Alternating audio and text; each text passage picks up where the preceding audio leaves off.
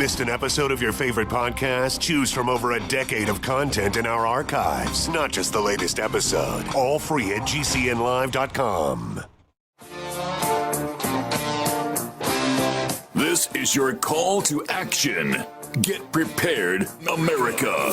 Economy, survival, energy, disasters. This is USAPrepares.com. Informative radio, educational radio. Interact now by emailing instructor@USAPrepares.com or text at 434-390-7953. Class, please take your seats. Now, your instructor, Vincent Finelli. Watch the greenbacks tumble. Everyone all set? Cocked? Locked? Blissed? Dr. Shealy, are you blissed? Yes. Me too. Hey, Dr. Shealy, I'd like to share with you some. I just posted this on Facebook, and I only use Facebook not to say, look at me, I'm eating a hot dog, or look at me, I'm on the beach, or look at me, I'm with this famous person. I don't do that. I just use Facebook to say, here's what we're going to talk about today. That's it, on the air. And so here's what I posted. Dr. Norman Shealy, MD, vitamin D, the first line of defense, black dust in the cities, dementia, fatty foods attack children's brains, the risk of transfusions, barber shop shave risks, meaning if you go to a barber shop the way the guys used to and get shaved there, get cut there by the razor, are there risks. And daylight saving time, altering our biological clocks, and I think also technology in cars, killing more and more of us. So those are a few of the things that I'd like to chat with you about. Is that okay with you? You're getting verbose. No. That's fine. Okay. And by the way, do you have an event tonight? Yes, we do. We're going to talk about intention. How your intention really determines everything.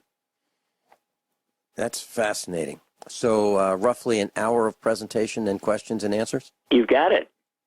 The DoubleTree Hotel in Springfield, Missouri, 6 p.m. to 7 p.m. plus, a little bit more than that. You got it. Time for your questions, class. DoubleTree Hotel, Springfield, Missouri, absolutely free. And I've been at that location. Dr. Shealy, I tried to make it to last week's event. I was unable to. I had an appointment. I could not make it work, but I really wanted to be there. It's because you were talking about the heart and one of the big killers, right? Well, it is still number one cause of death. Yeah. Yep. Okay. Do you want to share anything that with us now that you mentioned in that seminar last Wednesday at the DoubleTree? I mean, to at least conservatively, 75% of people who die of heart attack do so because of poor health habits. That's being very conservative. In other words, the number one cause of premature death is obesity. That has long since surpassed smoking as the number two cause. Now, interestingly, according to the AMA, the number three cause of premature death, which is still heart attack is the most common cause, is the medical system itself. And so it goes. But your health habits determine whether or not you're going to die prematurely. Now, interestingly, Vince, for your information, last weekend I attended my 60th med school reunion.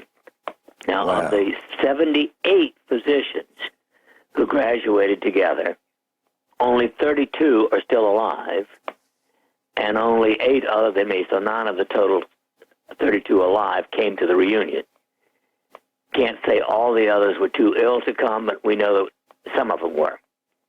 So there's still, I mean, my average classmate is 85 or 86, because I was the youngest person in the class. And so they're 2 to 3 years older than I am, but still. They're outliving the average American, which is 79, but not by much. Dr. Shealy, when you went to this reunion, were there any surprises that you saw, that you learned, that you heard about? Did you learn of any of your classmates doing things that you thought were really, really fascinating that you'd like to share with us? No. Other than me, I think only one other of the 9 of us there still practice. And, to me, doing something active, maybe it doesn't have to be full-time clinical practice, but doing something active is far more important than, quote, retiring. Mm-hmm. To me, retirement is one of the most stupid things ever created. It's almost as bad as watching the news. There's a broadcaster who used to call me, and call me anymore, and that's fine with me. He would say to me, "Vincent, you're too old to farm. you need to sell that farm and get something easier for you to maintain because you're just way too old to farm."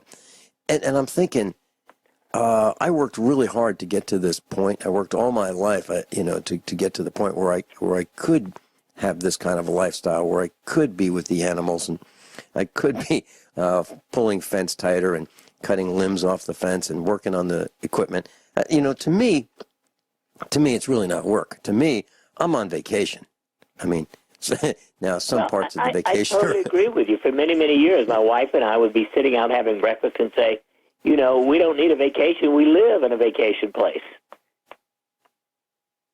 That's exactly right. I don't have to go away to away to get away. I'm already away, and I and I really like it. I really like it. There's so many positive features about being a farmer and living the farming lifestyle. Now it's not one of riches, but you can certainly live. I believe more healthy. I believe you can be more happy. I believe you can have less stress. And any stress that you have is mostly created by yourself.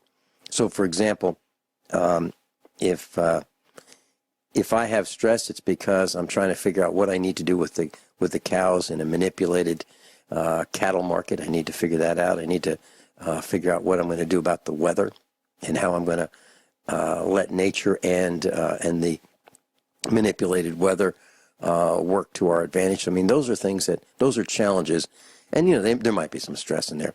And then, of course, there's the radio show, which has some stress in it because I'm not in control when I'm on the air. I'm not in control of my life. The clock tells me where I'm going to be and when. Now, of course, I could run reruns, and now until they shut the reruns off, or I can have guest hosts fill in. But I guess the radio show would probably be the most stressful component, only because I'm not in control of my own time. Is that true for you, Dr. Shealy, when you're on the air, or are there other times that are more stressful for you?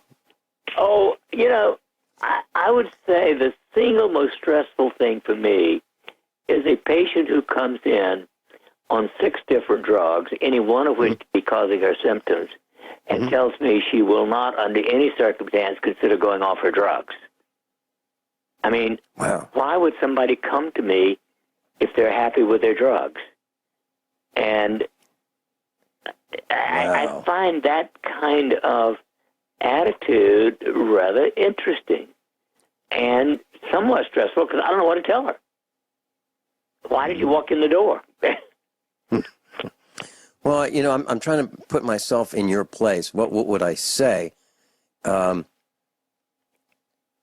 might say something like, "Wow, I'm here to help you, and I'm at a loss. Well, let's switch seats. How about you sit in my seat?" What would you say? Well, and I offered her 2 possibilities despite the drugs, and she wishes to think about them. in both my suggestions, at least they're 100% safe. And there's not one blank drug she's taking which is safe. You know, it reminds me of the meetup every 6 months or so for 5 years, I would say, to the meetup group. Have we made any progress?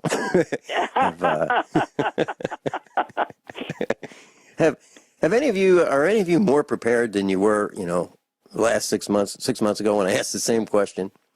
Are you more prepared to be independent of the system? Are we making any progress? Should we continue? You know, those kinds of things I would weave into the conversation, because I wasn't convinced that everyone who was attending was really taking it as seriously as I thought they should. The call to action, I don't think was answered the way I thought it should be. However, I mean, we did make some progress, some more than others. But I hear your frustration, and I think you should write a book, Vincent Revere. Well, you know, it's okay. Since you mentioned that, I've been doing some Hillary Clinton maneuvers, riding around on the tractor, spreading manure, literally. Oh, actually, you're doing a hell of a lot better job and good to the world than she would.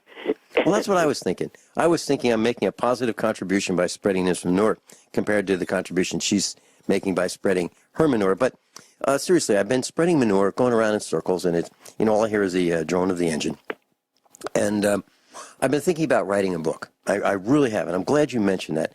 And I was thinking about, you know, what this book, I think, would be I don't know what you'd even call it, a compendium of things that I've learned, all kinds of things, like how to deal with the tax system, how to deal with audits, how to work on automobiles, tricks of the trade, things that, you know, how to do things without all the tools that you need in order to service vehicles, how to change your oil, how to purchase, how to negotiate, even how to accept challenges in your life, to do things you've never done before or have rarely done before.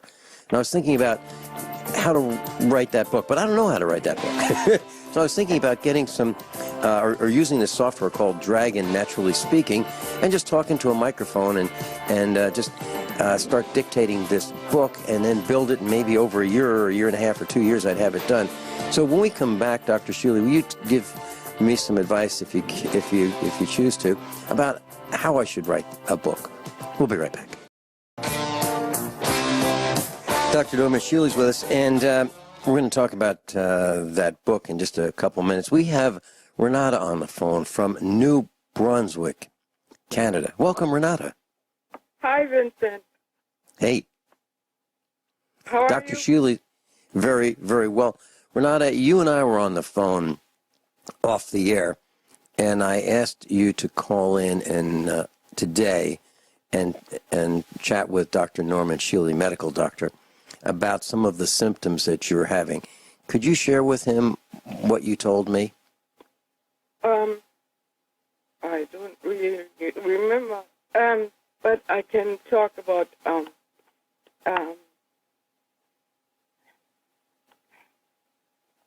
Hello?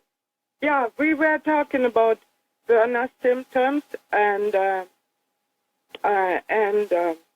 many things we eat today, they are not really that healthy.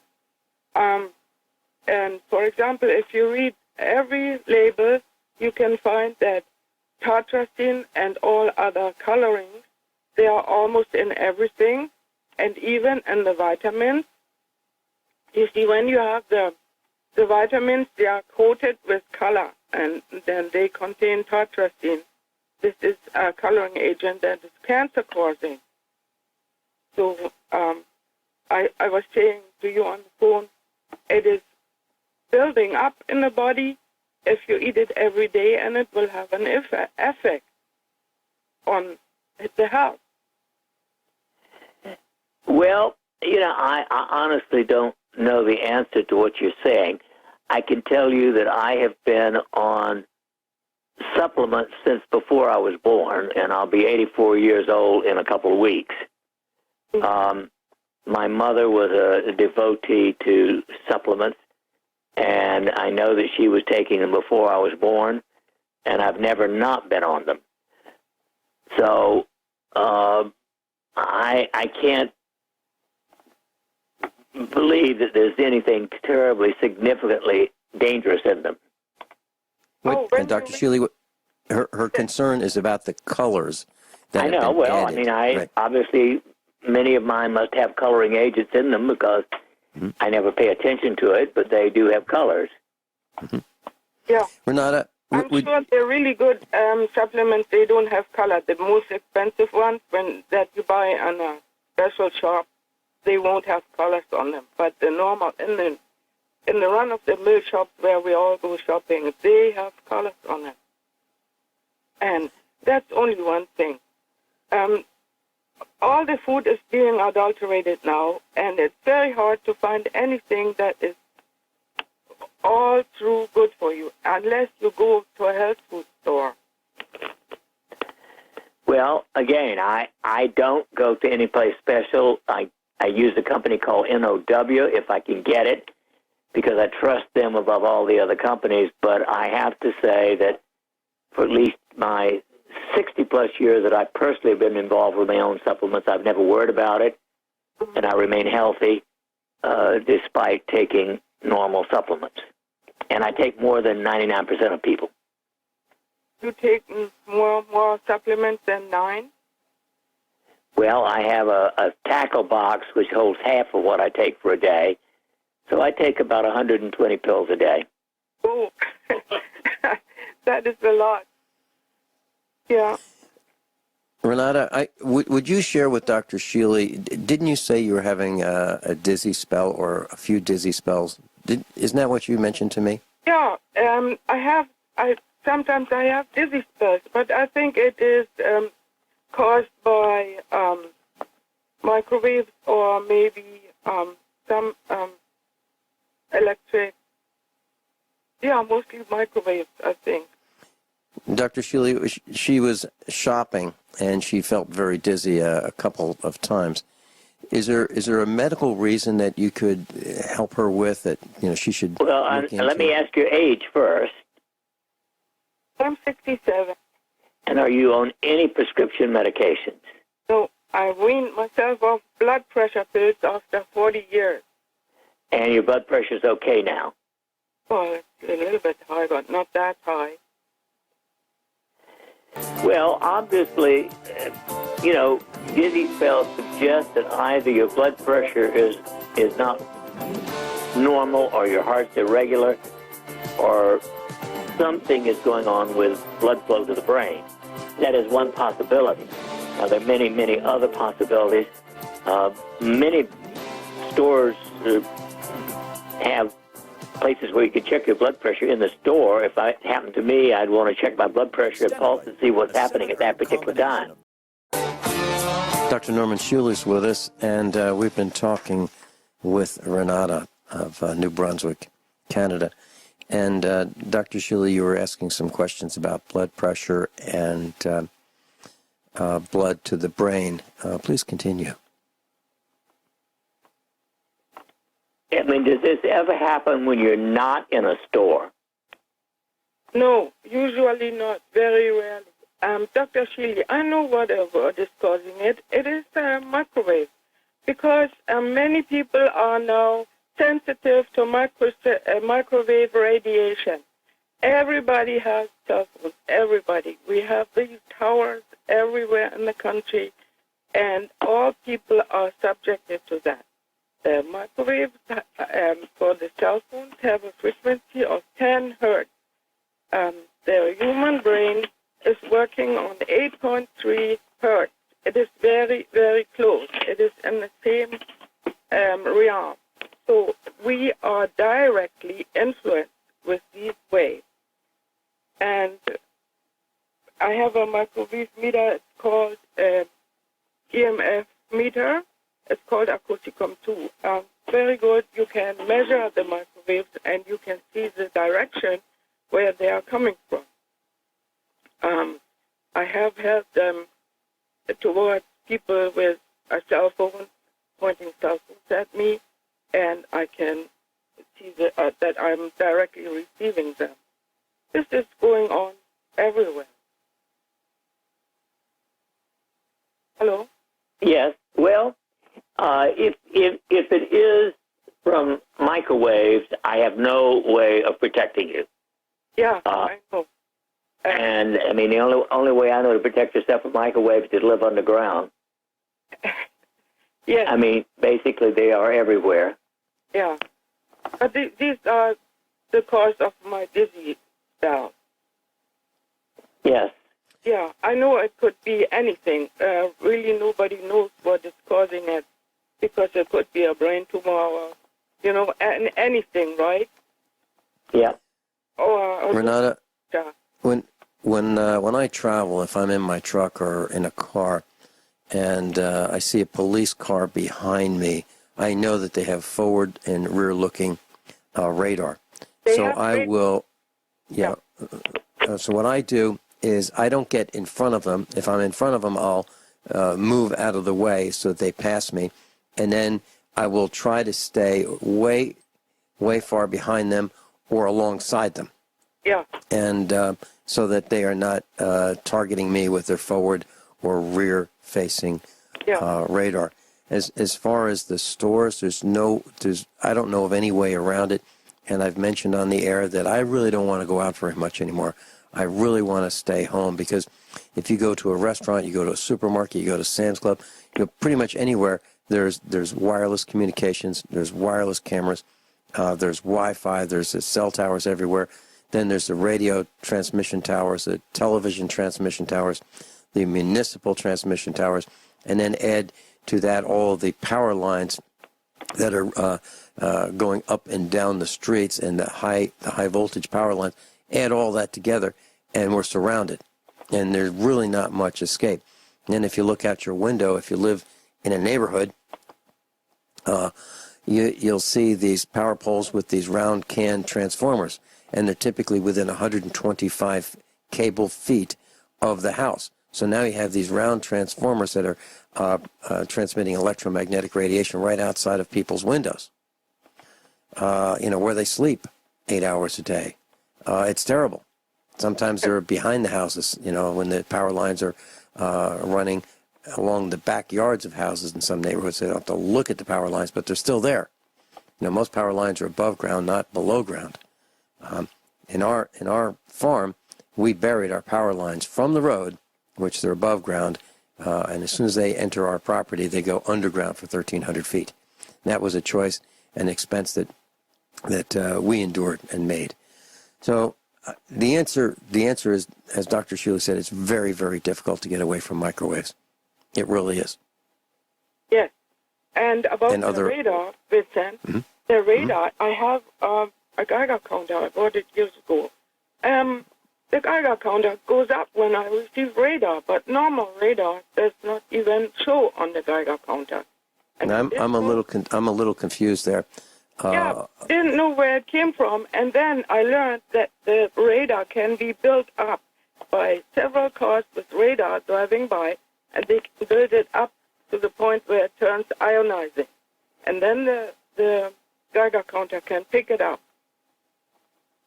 And what I'd like to do is, class, if you have expertise in this field, would you please contact me at vincent@usaprepares.com, and we'd like to talk with you about getting you on the air to talk about this particular topic. Renata, anything else you'd like to share? No, I'm not right in the moment. Okay. Well, thank you. Build yourself a basement and live in it. I'm not being totally facetious. Yeah. She lives on a farm in the middle of almost nowhere, right? Yeah. Right, Renata? Yeah, but right beside the road. Mm-hmm. And the microwave tower within three-quarters of a mile. Oh, so you have a cell tower within 3/4 of a mile? Yes, and the funny thing is, it doesn't have lights on it, and it's not used for our Wi-Fi, although we are right here. We get our Wi-Fi from another tower, and it's really strange. It belongs to Bell Alliance because they have a sign there saying Bell Alliance, so it purpose, but it hasn't been there for long either. No, for over 2 What you should do is correlate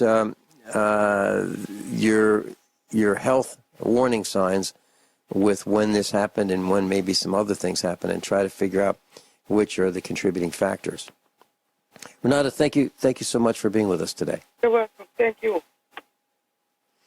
Dr. Shealy, we were talking about writing a book. Do you have any advice and counsel for me? Well, I've only written 35. That's why I'm asking you, because you're an expert. And basically, I just sit down and write. Mm-hmm. I mean, I sometimes do a little bit of an outline, but most of the time I just have an idea and I start writing. And I can write 10 pages or more at one time and may go back to it the next day or a week or two later. Mm-hmm. I know that some people are much more organized about it than I am, but I guess I just like to write and talk, so I just do it. Well, that's why I was thinking about using this dictation software and just dictate as I find things. That's a possibility. I actually have Dragon on my computer now. Mm-hmm. That's what I was going to use. It's pretty good. I mean, I have to go back and some of my words it doesn't get, but it's not bad. It's faster than typing. Mm-hmm. Mm-hmm. Yeah. Okay. So, and I was kind of stuck between just going without an outline and having an outline. More structured approach. Well, I think it depends on the personality and how you think. I tend to sort of organize it in my mind, but every once in a while I'll write out a little bit of an outline. Very good. So I'm seriously thinking about that, and I actually may do it. But if I do it, I don't want to do a half-baked job. I want to do a pretty good job, or I don't want to do it at all. And that came from one of my first experiences as an employee when I worked for Sears Automotive as a teenager. The shop foreman put his arm around me on the first day, and he said, "Vinny, as you go through life, remember this. May the job be big or small, do it right or not at all." And I think there's a lot of validity in that statement. So that's what I'd like to do. I'd like to do a pretty good job or not do it at all. Dr. Shealy, I want to share something with you. It's kind of alarming to me. It's something that I noticed, and I've connected a couple of the dots. So last week, I was walking down a sidewalk in Springfield, Missouri. I had a dental appointment, and actually our whole family did. And so my wife and my mom and I were walking down the sidewalk while we were waiting for our son's appointment to finish up. And we were in like a mall. It was actually opposite of a restaurant where we used to have our meetups. And they have a big supermarket there, and there's some small shops. There's a place that cuts hair. There's a pizza shop, and there's a Chinese restaurant right next to the pizza shop. And the sidewalk was, white concrete. And here's what I noticed. I noticed that the doorway where you'd go into the pizza shop and the Chinese restaurant were close to each other. And I noticed that there was black, greasy, oily dirt on the first few steps coming out of the Chinese restaurant and the pizza restaurant. And I thought about that, and I thought, it's not coming out of the hair place. It's not coming out of the other shops. It's not coming out of the supermarket. It's only coming out of these two places. And I thought, what is it about them? And I thought, okay, there's oil in the food that they use, and maybe from the kitchen, oil gets on the floor. But why is it black? I mean, it was dark black. And then I connected another dot. I was working on a refrigerator freezer in the Northeast. And I was vacuuming out the refrigeration coils, and they were the same color black. And this was in a city as well. And a sprawling city. And then over the weekend, I was teaching an automotive shop class here at the farm, a very small class.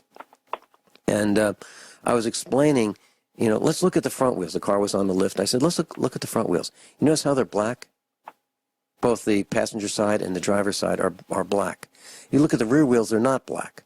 And the wheels were silver, but had this black dust on them. The same color black dust as that I saw in the refrigeration coils in the Northeast, and the same color black that I saw at these two restaurants in Springfield, Missouri. And then I realized this is what it is. It is the brake dust that's airborne, that is these microscopic particles that have landed, and they're oily and they're sticky. And I guess the additional oil from these two restaurants allowed this to be deposited and was adhering to the concrete. So the question is, what is in brake dust? Well, some toxic particles. And I'm wondering, what do we do to get this out of our lungs? We'll be right back. Class, this is, to me, this is a pretty serious topic, and that's why I'm asking Dr. Norman Shealy about this. Dr. Shealy, here's a little bit more information to help you with understand this problem. There's an article on aa1car.com, and it goes on to say, though asbestos linings were once used on virtually all vehicles, the arrival of front-wheel drive in the 1980s required semi-metallic front disc brakes that could withstand higher operating temperatures. But the vehicle manufacturers continued to use asbestos linings in their rear brakes as well as the front brakes on most rear-wheel drive cars and trucks. Why? Because asbestos was and still is an excellent fiber for brake linings. It offers good strength, temperature, and chemical resistance. It's cheap compared to other materials that are used for the same purpose. But the physical properties that make asbestos such a good fiber also make it a hazardous substance. Asbestos fibers are long, thin, and extremely small. Exposed fibers easily shred into thin needle-like strands that can drift into the air and be inhaled. The size of these fibers are such that they cannot easily be filtered out by the mucous linings in the nose and the lungs. Hence, the fibers lodge deep in the lungs, where their sharp needle-like presence becomes a source of constant irritation. To make matters worse, the human body cannot rid itself of these fibers because they are impervious to biochemical assault. So over time, exposure to asbestos dust may result in lung disease or cancer. That being said, Dr. Shealy, it sounds like it's difficult to fight off this assault. Do you have any suggestions? Well, with everything, to me, the bottom line is always to keep your immune system as strong as it can.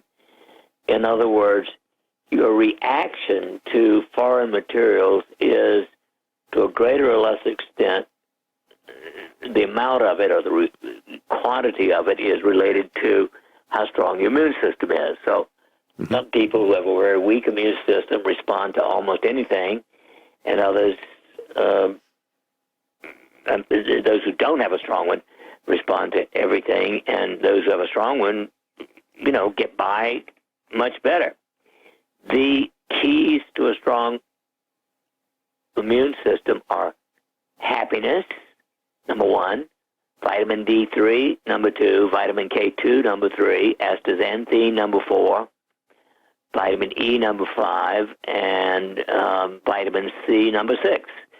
In general, those things optimize the ability of the immune system to prevent inflammation and irritation. When I worked at Sears Automotive as a teenager, I was at one end of the shop, and the brake service was at the other end of the shop. And normally in the summers, the doors, the overhead doors were open and ventilation was really good. But the guy who was the brake guy, he would always do the same thing. He would take off the wheels and tires, pull off the brake drums, take the air hose, and spray clean, the backing plates where the brake shoes were attached. So this guy was covered in brake dust, which was asbestos.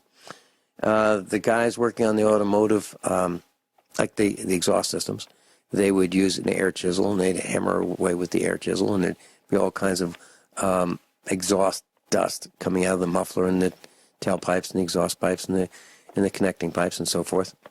So what I'm trying to illuminate is that there are hazards where we may work. And then if you go to more of an office environment, I remember working in a school system where one of the employees would open up a computer and there'd be dust on one of the circuit boards. The circuit board would be pulled out, and the employee would blow, air with from the mouth, dust off these circuit boards. I'm thinking, why would anyone want to do that? They're vacuums, or this can be done outside with a respirator on and a compressed air stream coming out of a compressor. Why breathe all this inside? So when we come back, Dr. Shealy, can you share with us some of your thoughts about avoiding some of these workplace hazards that we don't even think are hazards? Dr. Noam Shealy is with us. I'm Ben Finelli. This is USAPrepares.com. We'll be right back. Everyone all set? Cocked? Locked? Hour number 2 of USAPrepares.com. Dr. Norman Shealy is with us. And during the end of hour number 1, I was talking about this black dust that I've seen. I've seen it in the Northeast. I've seen it in Springfield, Missouri. And I've seen it on the front wheels of just about any vehicle that's riding around town. And I was mentioning that we were working on a vehicle in our shop. I was doing a training class over last weekend, and there it was, black dust on the front wheels. And class, go look at yours. Go look at your front wheels on your vehicle, and you'll see that they're probably black compared to the rear wheels. And that's because about 60% of the braking force is done on the front wheels. So here's this article that I've been reading. Here's a little bit more about it. AA1car.com. It says back in the early 1980s, health-conscious Scandinavians were the first to ban asbestos-containing products, including brake linings, clutch linings, and engine gaskets. This led to the introduction of non-asbestos substitutes. In January 1986, the U.S. Environmental Protection Agency proposed a ban on the production of nearly all products containing asbestos in this country. So, class, you may remember that. And the rules also banned imported products containing asbestos and would be a total ban by 1996. So for a while, it seemed that asbestos was headed toward extinction. Friction material and gasket suppliers worked hard to develop non-asbestos substitutes and gradually made the transition to these new materials. Nobody wanted the liability associated with asbestos, but the EPA proposed ban was eventually overturned in the courts. So, but still, asbestos is still with us. So U.S. automakers say they no longer use brake linings or clutch linings that contain any asbestos, but it's not true for many aftermarket suppliers of replacement brake pads and shoes and clutch linings. So they still contain asbestos in the aftermarket. Now, what do brake linings include? Well, there are a number of hazardous materials, including, of course, asbestos, copper, cadmium, lead, and mercury in brake linings. Now, what happens is every time you step on the brake, these particles become airborne. And that is the concern. And I believe, and I can't prove this, but I believe that is what I'm seeing in the dust, this black dust in the air in cities. So do you see that, or is it just me? So the question I have for Dr. Shealy, and this is an impossible question, and this is, I guess the question is this. So if you're in a work environment, how do you get the courage or to speak up and say, you know what, don't blow that dust into the air? Tell you what, if you're going to vacuum the carpets, do you have to do it during work hours? How about doing it when nobody's here? You know, because vacuuming is just dust relocation.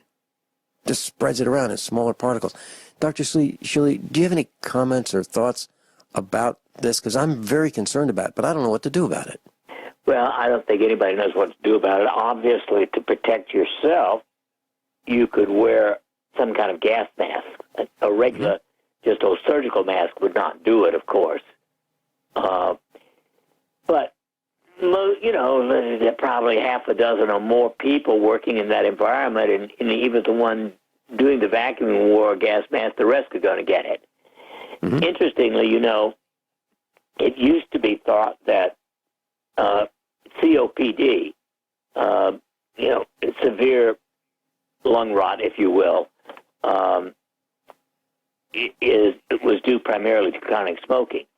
But I have seen a number of people in the last couple of decades who have that kind of scarring of the lungs, not from smoking, but from just living. And who knows whether they have been exposed to more of that kind of, today, I know that what might call normal pollution. Mm-hmm. I know that back in the 1970s, my mom worked at a college, and everybody in the area where my mom worked, it was an office environment, smoked except my mom, and it was terrible because she was breathing secondhand smoke from 5 or 6 other people smoking at their desk. Ultimately, that smoking in the office was banned, and it was great. That was a great move forward, because smokers would the offensive smoke, not only the smell of it, but the toxins, they were just spewing them out because they thought they had a right to smoke. Now that they smoke outside, I think that's better for most people. But do you have a thought on how you can gain the courage to go up to whomever is causing these environmental hazards where a person works, to stop? Do you have any thought on just, I know for you and I, we would just go up and say, hey, you know what?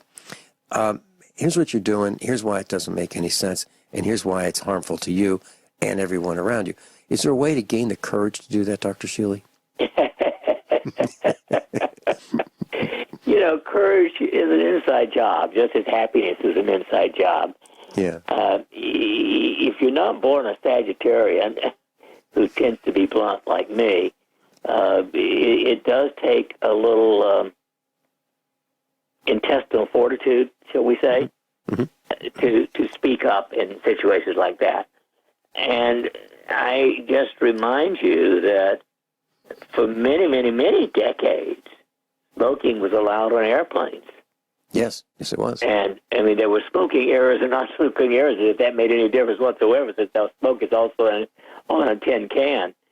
But, I used to really despise traveling on an airplane because of the horrible smoke. Right. And smoking was allowed in broadcast studios until they figured it out that it was messing up the microphone. So I can't do that. Can't have this tar and nicotine. Forget about your lungs. It's the microphone. Right. I'm looking at the microphone that I'm using right now. It's a couple $100, and it's not the best. It's an Electro Voice, but it's a nice one. And I even have a foam cover over the active parts of the microphone to keep the dust off it, extra dust off it. But I've looked at microphones that were used in studios, and they had this brownish tan film of nicotine and tar on them. Were the ones that were used in broadcast studios of days gone by. So just come out and say, is that the plan? Just get that internal. You realize strength. That you not only are spreading that crap to everybody else, but you're breathing it yourself. How about that? Right. There you go. So class, why don't you just, if you see this, Janet Reno said, if you see something, say something. Okay. So take it into your own hands. Don't start a fight, but I think it would be to your benefit to stop the toxins from being spread where you are. As a matter of fact, one of our family members was in the hospital over about 30 years ago, and they had the cleaning people come in, and they were spraying the windows and cleaning the glass. And I said, "Whoa! You can't do that now. We've got a patient in here who's not well, and the last thing we need is that spray being sprayed out of that spray bottle you have. It's choking me. It's obviously not good for anybody, including you, so can't do it here. So I told an employee of the hospital not to spray the cleaner in the room, and you know what? She said, okay, I got it. I won't do it, and left. So you can do that, class. Kyle in Montana, welcome. You're on with Dr. Norm Shealy. Yeah, I know you're fixing to come up on a break, Vince, but I got a question. Dr. Shealy, I ran into an older guy. He's older than me anyway, pushing... My God, 70. Anybody older than you, Kyle? Yeah, right, 72. Well, I'm 60, but anyway, he's pushing 72, and he has some... I hadn't seen him in a long time, but he has some prostate issues, and he has got on the internet continuously, but he can't even hardly take a leak. But he's went on the internet and ordered all kinds of different herbal supplements and everything that he can get his hands on, and he doesn't seem to be able to get any relief from this. And I was wondering if, because I don't have internet, I can't, this is why I call you a lot of times on the air, but I was wondering if you'd heard or you know of anything, because he's tried vitamins and he's tried, literally, I can't believe how much stuff he had in his cupboard. Saw palmetto, the saw palmetto oil, you name it, and he's tried it almost. And they're telling him that the only relief for him is to remove it. Well, actually, they're wrong. There is, the last thing I would try, since he tried everything else, is natural progesterone cream. And I would get the full strength, regular, EU gesterone cream, and apply one pump of that, comes out about an inch long, and apply that to the skin. And if it doesn't make a big difference in 10 or 12 days, what he needs is not the so-called TUR, the horrible old procedure that has been used for 60 years, but green laser. Only a very small percentage of urologists use green laser because must pay less than doing the old TUR because it's so much better. And it takes about an hour and maximum in the hospital, and you're out a few hours later. Does the green laser, you're talking about to remove his prostate? Well, it's not removing it. It actually dissolves it. It vaporizes right in the center. So you're not removing it. It just removes or destroys a big hunk of it and lets you urinate better. Kyle, did you want to hold? Yeah, I do. Please, Ben. Okay, great. We'll be right back. Class, Dr. Norman Shealy's with us, and if you'd like to spend some time with him tonight, Springfield, Missouri, at the Doubletree Hotel in Springfield from 6 p.m. to 7 p.m., and there'll be some time after the presentation to ask your questions. Absolutely free. That's at the Doubletree Hotel tonight in Springfield, Missouri. If you'd like to call us, 866-582-9933. And Kyle, please continue.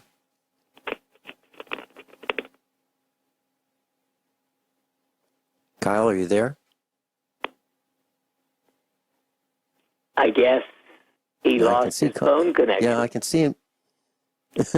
Well, I can see he's on the call screen. Kyle, are you there? Yeah, I'm here. Good. Great. Go Okay. for it. Can you hear me now? Yep. Yep, please Okay, continue. good. Oh, yeah. Okay, so one of the people of these herbal supplement people that this guy talked to told him that if this particular product that he had didn't work, that the chances are that his prostate would not shrink at all. So what I wanted to ask you, Dr. Shealy, is that is there something that you have seen that that is probably, other than the progesterone cream, that as an herbal supplement that really does, that you've actually seen it in your practice work? Well, yeah, the saw palmetto and pygeum and zinc do work to many people. Those are the best. Saw palmetto's major content is beta-sitosterol. It's an extract of certain herbs or plants, but it doesn't work for everybody. And the only other thing I know would be natural progesterone, and to me, I would try it.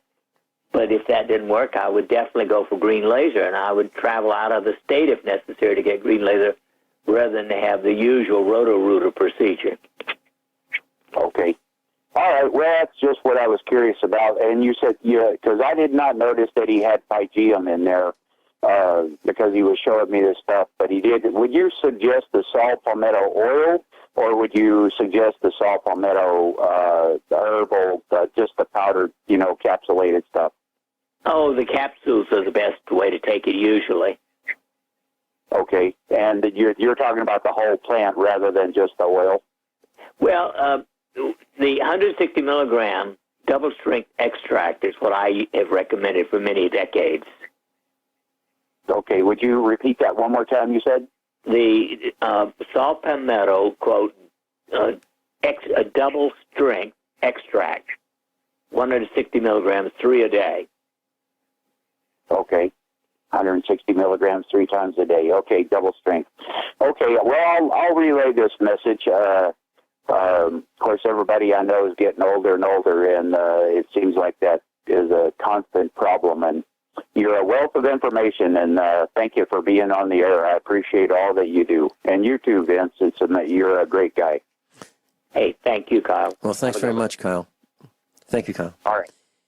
Yeah. Dr. Shealy, I'm looking at this post on the internet, and it's a Daily Mail. And this toddler was given steroid creams for eczema. Wow. But her eczema worsened. Yeah, and so she started using them on her entire body. And when her skin wasn't recovering, she decided to stop using the cream. Now, she had been using steroid creams for 30 years. And when she stopped using them, that's when her skin started to clear up. But she as a result, by it looks like stopping the steroid creams, she started to swell up, and she really looked sick. But ultimately, she was able to get off the steroid creams. Is Dr. Shealy? I guess the question here is: steroid creams, are they addictive? As this post suggests, are they addictive, and how dangerous are they? Well, they're not psychologically or emotionally addicting, but they change your physiology. They literally screw up your adrenal gland. And steroid supplementation is a serious therapy. Now, there are a few serious diseases where you can save somebody's life using oral or injectable cortisone-like preparation. But please hold that. Please hold that thought. We'll be right back. Dr. Shealy is with us, and class, I just posted that article about this woman who had this extreme case of eczema, and she used steroid creams and took them internally as well, and her skin became as red as a lobster, and she couldn't. Clothes were hard for her to wear, and it was just an absolute nightmare for her. And after she got off these creams, there's the picture of her, and she's a pretty gal, except for her tattoo. She looks normal again.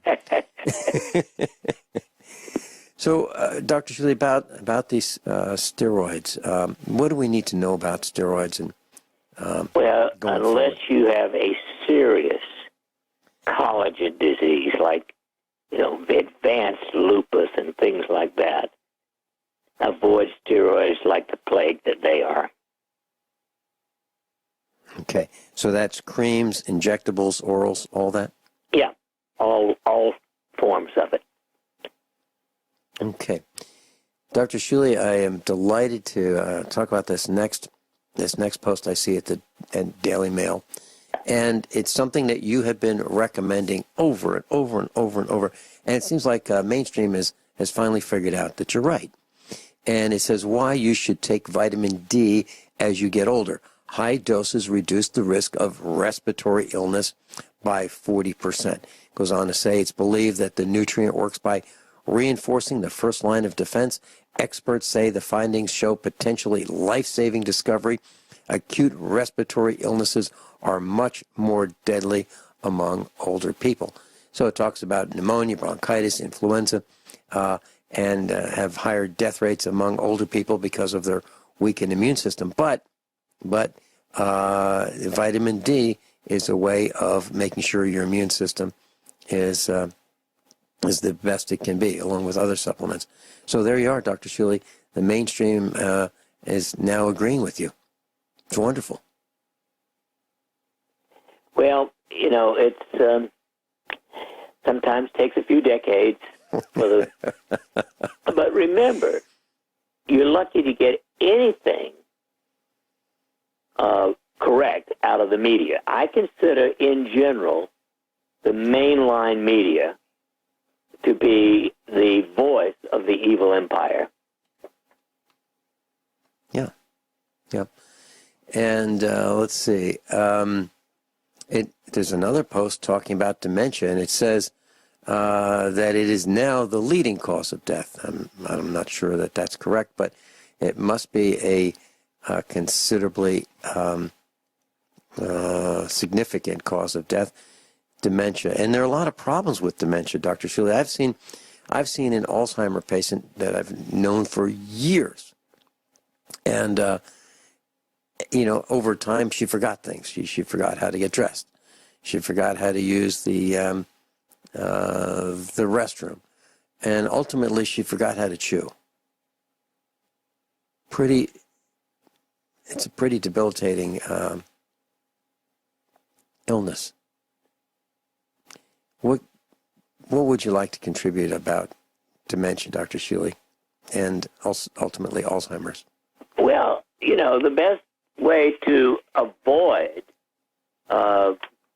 degenerative brain disease, which is what Alzheimer's really is, in my opinion, to stay very active physically and mentally and take adequate nutrients. Now, what are adequate nutrients? In today's world, where we have so much pollution, a few tire things are minor compared to the 550,000 toxic chemicals released into the atmosphere every year. Mm-hmm. I think everybody should be on a minimum of 25 milligrams a day of B complex. They should be on, ideally, anywhere from 50,000 units of vitamin D3 every 10 days to every 7 days, depending upon their weight. They should be on a minimum of 100 micrograms, and if they have any problem, 15 milligrams of vitamin K2. They should be on 100 milligrams of vitamin E as tocotrienols in Kyani Sunset. They should be on 4 of my youth formula, and they should be on a minimum of 10 milligrams of astaxanthin a day. That, to me, is the minimum, the very minimum of supplements just to maintain optimal health because of the poisoned atmosphere. And I do all of those things. Our family does all of those things that you've just recommended. And I think our health would not be as good as it is if we didn't. Dr. Shealy, we've got some callers on the call screen. Mike in Tennessee, welcome. Greetings, gentlemen. Dr. Shealy, have you ever been a aviation medical examiner or done the flight physicals? No, I have. I think you have to be certified in some particular way. And I've never done that. Okay, I know a guy that recently went in to get one of those, and it'd been a while since he'd had one.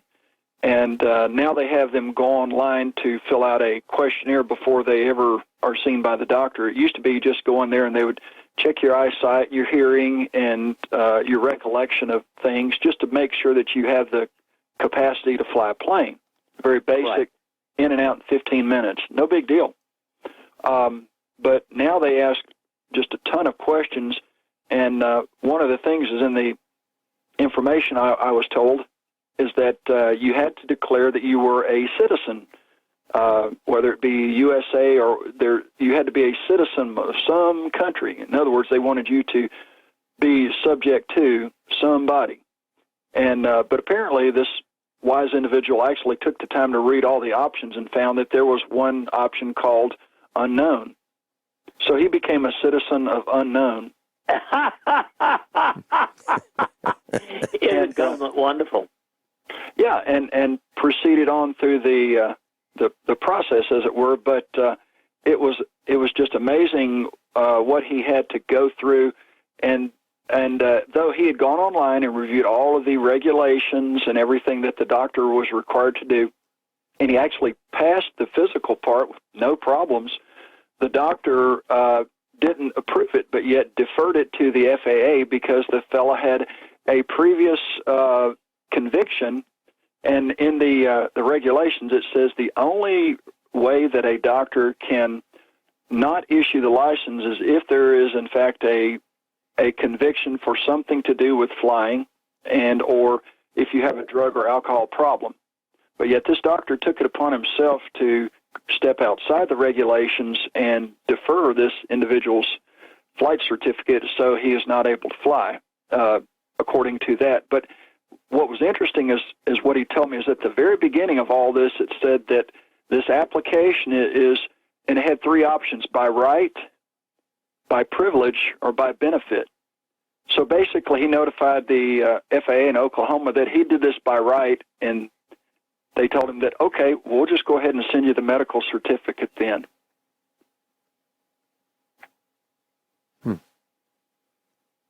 So he bypassed the whole mess by just declaring it was by right and not by privilege or benefit. Interesting. And many roads to Rome. I don't know that one. Mike, can this person who wants to fly declare a right to fly the same way? Yeah, that's pretty much it. It's all a matter of rights, benefits, or privileges, and you just have to assert which one you're operating under. Very good. Very good. Mike, thanks for your call. I've got more calls on the line. Anything else that you'd like to add? No. That was just something that was interesting from a medical perspective. I thought I'd check and see if you had that background. But thank you, and y'all have a great day. Hey. Thanks, Mike. Thanks, Mike. That's Mike Parsons in Tennessee. We've got Bob in Michigan. Welcome, Bob. Yeah, hi. Just wanted to comment something about the steroid creams. I wonder, has the doctor heard of another cream, more or less? It's called acid mantle cream. I don't know that one. Okay, I found out a long time ago about. I think it's basically what they use as a base for the steroid creams, and what it does is called acid mantle cream. It just restores your natural pH to the skin. So I've used it myself because I've had a chronic problem with eczema all my life, basically. Now, I was going to ask, my eczema started when I was a very young child, and I am suspicious that it may have been caused by a vaccination, maybe a polio vaccination. This was would have been back in the late 40s or the early 50s. I wonder if the doctor is aware of eczema being a reaction to some of those older, the vaccines of that era. I am not aware of that. On the other hand, we know that vaccines significantly affect the immune system, and eczema is definitely an abnormality of the immune system. By the way, I've easily found acid mantle cream on the internet. Yeah. Trying to figure out if they'll tell me what's in it. It's got in it, well, there are all kinds of different ones. So far, okay, here it is. They have aluminum in them, which I don't like. That's the only thing I've found so far that is part of it, but I definitely wouldn't want to put anything in it with aluminum. It says it's an aqueous solution of aluminum acetate. Is available in the United States as over-the-counter, many different brand names. It has a astringent, and the astringent would be the aluminum. You know, aluminum is quite an astringent on the skin, and antibacterial properties. So, although it might be beneficial for the skin, I don't think it'd be good for the brain. Yeah, I've found it gives you relief from dry skin. Yeah. But it doesn't have any of the steroids in it, though. No, I see it doesn't, but it does have aluminum, which we know is toxic to the brain. So I can't recommend it. Bob, thanks for your call. Oh, you want to hold? You want to hold through the break? Yeah. Okay.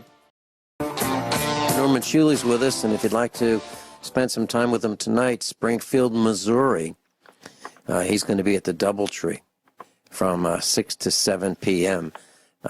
He'll be presenting information that you probably should pay attention to. So if you're in town, 6 to 7 tonight, Springfield, Missouri. Bob in Michigan. Oh, well, that's at the Doubletree Hotel, Springfield. Bob in Michigan, please continue. You had some questions for Dr. Shealy? Well, if he had any recommendation for clearing eczema or treating it, besides creams or... Yes, at the top of my list are vitamin D3. If you're not, how much do you weigh? 170. Then you need to be taking 50,000 units of vitamin D3 once a week. If you're not taking that, that would definitely be at the top of my list.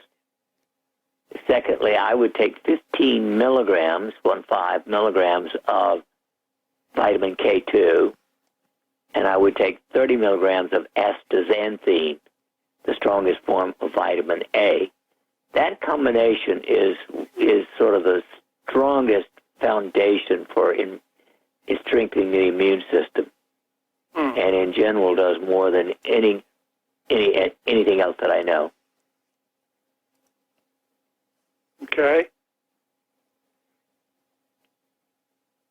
Anything else, Bob?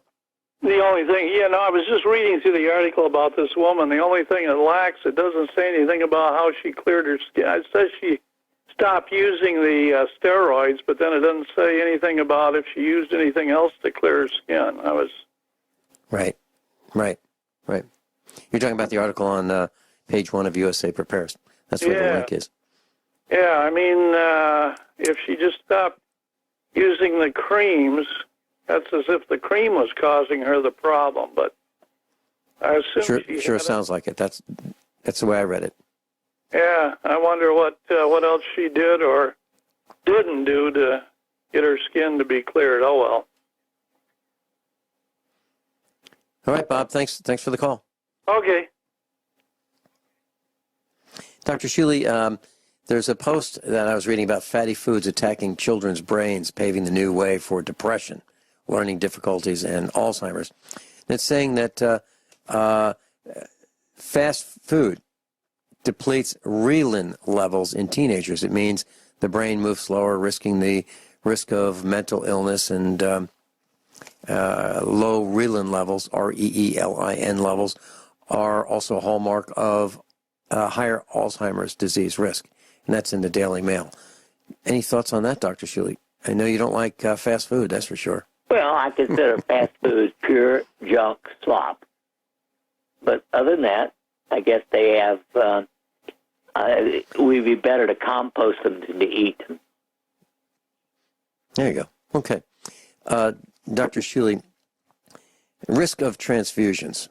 Are you concerned at all about, let's say, a family member needed to have surgery and they're thinking about transfusion. Any risks? Well, there are risks. Let's face you're it. concerned Despite all the screening that is done, there's still things like viruses that are not caught that could cause hepatitis.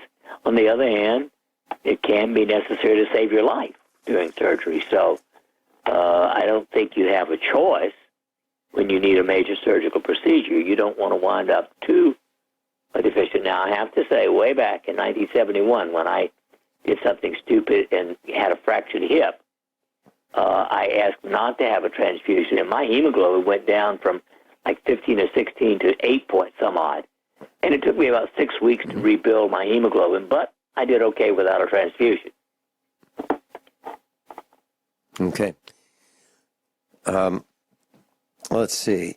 Dr. Shealy, daylight savings time is really messing me up. You know, you taught me that I can have an internal clock, and I can know what time it is, and I can get up without an alarm clock. And I absolutely could until daylight savings time. I knew what time it was within a couple minutes, any time during the day or night, even when I was asleep. I knew what time it was. Do you think that daylight savings time might be detrimental to us? I think it's another stupid. It's not as bad as nuclear energy, but it's stupid. Mm-hmm. Well, to me, it has really messed up my clock, because at 6 o'clock at night, it's now dark, and I really want to get some more work done here at the farm, and I can't because it's dark, because they changed the clocks on us. And 6 o'clock at night now feels like 8 or 9 o'clock at night. I don't like it. Well, I start on the morning in which it's going to change. I set my clock ahead that first morning.